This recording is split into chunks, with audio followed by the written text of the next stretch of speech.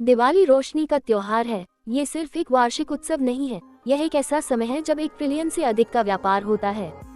दुनिया भर में कुल 800 मिलियन लोग इसके उत्सव में शामिल होते हैं, जो इसके गहन सांस्कृतिक महत्व को दर्शाता है।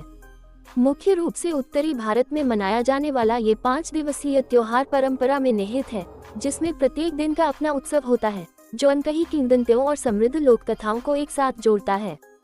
दिवाली की शुरुआत धनतेरस से होती है, जिसे धन त्रयोदशी भी कहा जाता है, लेकिन धन के इस उत्सव की सतह के नीचे मृत्यु के देवता यम के साथ जुड़ी एक कम ज्ञात कहानी छिपी हुई है। बहुत समय पहले राजा हेमा के नाम से एक राजा था जो अपने बेटे से बहुत प्यार करता था। हालांकि युवा राजकुमार के 16वें जन्मदिन पर दरबारी ज्योतिषी ने भविष्यवाणी की कि राजकुमार अपनी शादी के चौथे दिन सांप के काटने से मर जाएगा। दुख से त्रस्त राज परिवार निराश हो गया। राजकुमार के विवाह के बाद उसकी पत्नी ने उसे बचाने के लिए एक योजना बनाई। उस भाग्यशाली रात को उसने अपने कक्ष के बाहरी हिस्से को चमचमाते सोने और जगमगाते रत्नों से सजाया और उसके चारों ओर तेल के दिए जलाए और राजकुमार को सोने से रोकने के लिए कहानियां सुनाते और धुन गाते हुए जागती रही। जब यमराज एक सांप की आड़ में राजकुमार के जीवन का दावा करने के लिए पहुंचे, तो रोशनी और चमकदार रत्नों की चमक ने उन्हें अंधा कर दिया। यमराज को बाहर रहने के लिए मजबूर होना पड़ा और उन्होंने कहानियां सुनने में रात बिताई और जब सुबह हुई तो वह राजकुमार के जीवन को बचाने के लिए पाताल लोक में चले गए। ये दिन धनतेरस बन गया और आज भी लोग अपने परिवार की दीर्घायु और समृद्धि के लिए प्रार्थना करते हुए यम को दीपक जलाते हैं और सोना और चांदी भेंट के रूप में खरीदते हैं। गुजरात और उत्तर भारत के कुछ हिस्सों में इस प्रथा को यम दीपदान के रूप में मनाया जाता है। अगले दिन को नरक चतुर्दशी के रूप में जाना जाता है, जो नरकासुर की कहानी का संदेश देता है, जो भूमि देवी का पुत्र था और जिसे अपनी मां के हाथों के अलावा किसी के भी हाथों से अजेय होने का आशीर्वाद प्राप्त था। अहंकार से ग्रस्त नरकासुर ने तीनों लोकों में तबाही मचा दी, यहाँ तक कि उसने इंद्रलोक पर भी हमला किया और कई ऋषियों और दिव्य प्राणियों का वध कर दिया। अपने विनाश से संतुष्ट न होकर उसने अपने महल में 16,000 महिलाओं को बंदी बना लिया। ये जानने पर क्रोधित होकर भगवान कृष्ण की पत्नी सत्यभामा ने अपने पति से हस्तक्षेप करने का अनुरोध किया। गरुड़ पर सवार होकर भगवान कृष्ण और सत्यभामा ने नरकासुर को युद्ध के लिए चुनौती दी। दिव्य हथियारों का उपयोग करने के बावजूद नरकासुर अंततः पराजित हुआ, जब भूमि देवी के अवतार सत्यभामा ने अंतिम प्रहार किया। इसके बाद कृष्ण ने अपने सुदर्शन चक्र से नरकासुर का सिर काट दिया। उनके निधन के इस दिन को अब नरक चतुर्दशी के रूप में मनाया जाता है।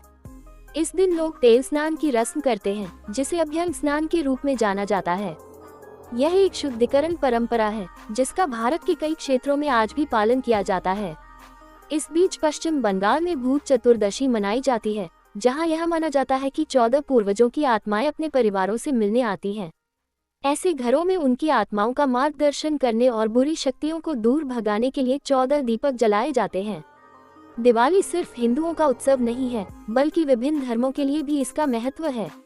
यह विजय, मोक्ष, शक्ति और मुक्ति का प्रतीक है। इसकी सबसे प्रमुख कहानी भगवान राम के 14 वर्ष के वनवास के बाद अयोध्या लौटने से जुड़ी है, जब शहर को अनगिनत दीपों से रोशन करके मनाया गया था। ये स्मृति आज के भव्य दीपोत्सव में संरक्षित है।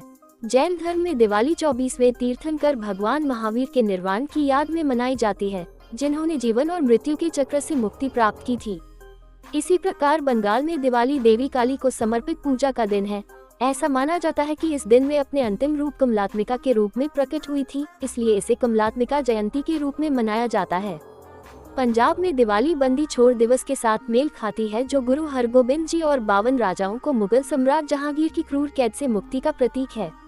इस दिन रोशनी से जगमगाता अमृतसर का स्वर्ण मंदिर गुरु की वापसी का जश्न मनाता है। दिवाली के चौथे दिन मनाई जाने वाली गोवर्धन पूजा की कथा भगवान कृष्ण द्वारा इंद्र के क्रोध से होने वाली मूसलाधार बारिश से वृंदावन के लोगों की रक्षा करने के लिए अपनी उंगली पर गोवर्धन पर्वत उठाने की कथा से ली गई है। उनके सम्मान में अन्नकूट भोज तैयार किया जाता है, जिसमें श्रद्धापूर्वक विभिन्न व्यंजन परोसे जाते हैं। हालांकि एक और कथा जिसे अक्सर अनदेखा कर दिया जाता है, वह भगवान विष्णु के एक समर्पित अनुयायी राजा महाबली के बारे में है। स्वर्ग और पृथ्वी पर विजय प्राप्त करने के बाद महाबली के अभिमान ने देवताओं को मदद के लिए विष्णु के पास जाने के लिए मजबूर किया। वामन के रूप में अपने 5वें अवतार में विष्णु ने एक बलि अनुष्ठान के दौरान महाबली से 3 पग भूमि मांगी। 2 पग में विष्णु ने पूरे ब्रह्मांड को नाप लिया और तीसरे पग के लिए महाबली ने विनम्रता पूर्वक अपना सिर अर्पित कर दिया। इस प्रकार उन्हें पाताल लोक भेज दिया गया। लेकिन विष्णु ने उनकी भक्ति से प्रभावित होकर उन्हें वर्ष में एक बार पृथ्वी पर लौटने का वरदान दिया, जिस दिन को अब दक्षिण भारत में बलि प्रतिपदा के रूप में मनाया जाता है। ये त्योहार भाई दूज के साथ समाप्त होता है, जो भाई बहन के बीच के बंधन का उत्सव है। यम और उनकी बहन यमुना की प्राचीन कथा में निहित ऐसा कहा जाता है कि यम लंबे अलगाव के बाद अपनी बहन से मिलने गए थे। उसने उनके माथे पर तिलक लगाकर और भव्य भोज देकर उनका स्वागत किया। बदले में यम ने उन्हें समृद्धि और लंबी आयु का आशीर्वाद दिया। यह आदेश दिया कि इस दिन जो भी भाई अपनी बहन से तिलक लगाएगा उसे दीर्घायु प्रदान की जाएगी। कुछ संस्करणों में ये भी बताया गया है कि नरकासुर का वध करने के बाद भगवान कृष्ण अपनी बहन सुभद्रा से मिलने गए, जिन्होंने उन्हें तिलक लगाकर स्वागत किया। इस प्रकार ये परंपरा शुरू हुई।